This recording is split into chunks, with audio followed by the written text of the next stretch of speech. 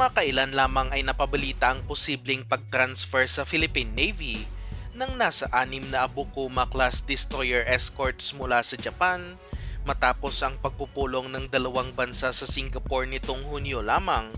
at nakapagsagawa na rin ng inspeksyon ng Philippine Navy sa mga naturang vessels.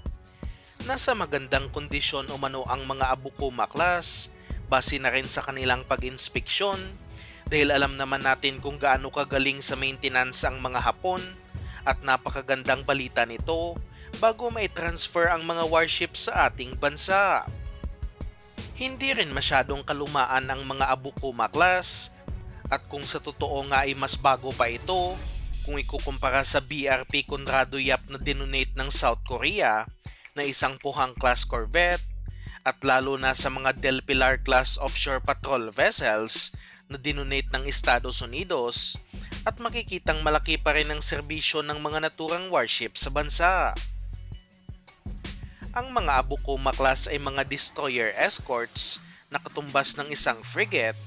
at sa bagong balita na ating nakalap, mukhang hindi pa tapos ang bansang Japan sa pagtulong na mapalakas ang ating Philippine Navy dahil may pinaplano na naman silang i-transfer na warships para sa ating bansa. Ang mga warships na ito ay ang mga Asagiri-class destroyers na kasalukuyan pang ginagamit ng Japan Maritime Self-Defense Force sa ngayon o ng Japanese Navy, ngunit nakatakda ng iretiro sa mga susunod na taon at gusto itong kunin ng ating Philippine Navy. Hindi katulad sa mga Abukuma-class, isang totoong destroyer ang mga Asagiri-class na ito ng Japan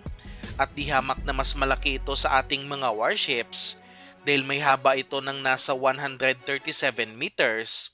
at may full load displacement na aabot sa 4,900 tons kaya manliliit ang ating warship sa bigating destroyer na ito. May range din ito ng nasa 11,000 kilometers kaya malaking parte ng ating territorial waters ang kaya nitong bantayan lalo na sa West Philippine Sea at mayroon ding radars na may range na aabot sa 200 kilometers.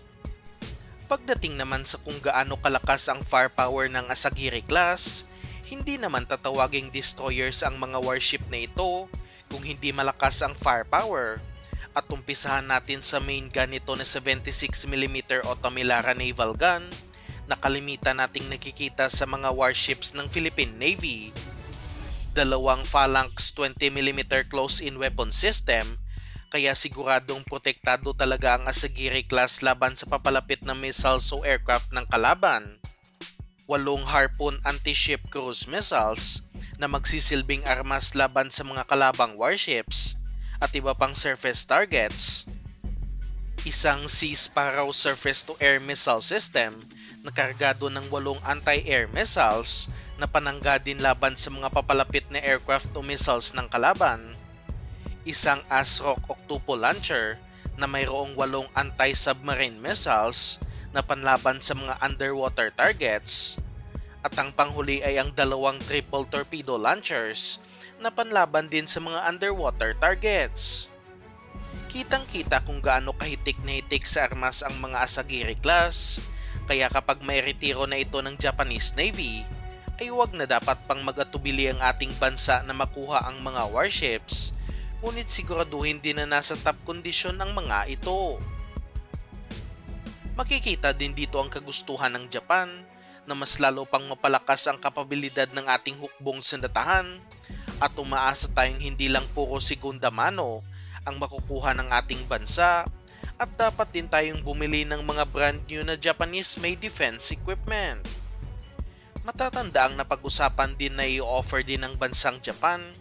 ang kanilang Mogami-class frigate para sa Philippine Navy sa mga susunod na proyekto ng ating hukbong sandatahan at umaasa tayong pag dumating ang panahon na iyon ay mayroon ng nakalaang pondo ang ating gobyerno.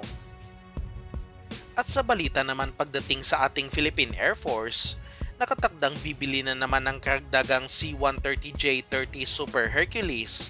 ang ating Air Force sa susunod na taon bilang parte ng bagong Horizon 3 ng AFP Modernization Program. Sa mga hindi nakakaalam,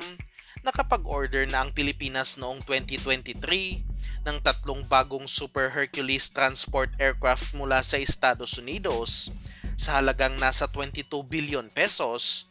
at nakatakdang i-deliver na ito sa susunod na taon at ang panghuling aircraft ay sa taong 2027. Hindi ordinaryong C-130 lamang ang binili at gusto pang bilhin ng ating Air Force dahil ang mga C-130J-30 Super Hercules ay ang pinakamahabang bersyon at mayroong pinakamahabang range at ang kasalukuyang ginagamit na C-130 ng Pinas ay malayong malayo sa bagong nabili na ito ng ating gobyerno.